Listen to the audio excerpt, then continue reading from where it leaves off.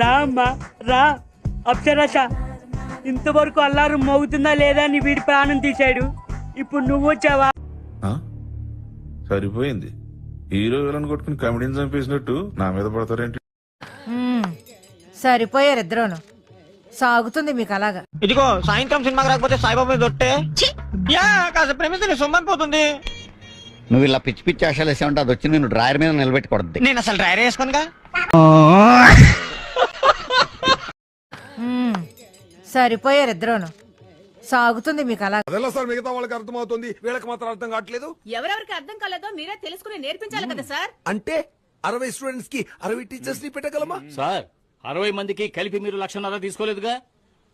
60 మంది దగ్గర విడివిడిగా 1,50,000 వసూలు చేశారుగా? నువ్వు చెప్పింది కరెక్టే మూర్తి. ఇలాంటి లోపలే ఉంచాలి, బయటకు వదలకూడదు. సార్ మీరేగా సార్ సెల్ ఓపెన్ చేయమన్నారు. నాకేం తెలుసయ్యా, నువ్వు చెప్పాలి కదా. వైజాగ్ లో అమ్మాయిలే ఫాస్ట్ అని విన్నాడు, అబ్బాయిలు కూడా ఫాస్ట్ అని నువ్వు చెప్పాలి కదా. వారిని నా దగ్గర పెరిగావు. వామ్మో వామ్మో, నీకు ఇన్ని ఆలోచనలా, ఇన్ని తెలివితేటలా. నీ దగ్గర పెరగలేదు కాబట్టి ఇన్ని తెలివితేటలు. 5 ఇస్తా, మూసుకొని ఇంటికి పడుకో. ఇంకేంటి పడుకోలేదు, నువ్వు ఉన్నావు చాలు. హైదరాబాద్ మొత్తాన్ని కుమ్మేస్తా. ఏంటి కుమ్మేసేది? రేపటి నుంచి నేను ఇక్కడ ఉండట్లేదు, వేరే స్టేట్ కి ట్రాన్స్ఫర్ అయిపోయింది. ఏ స్టేట్ కి? సీమాంధ్ర.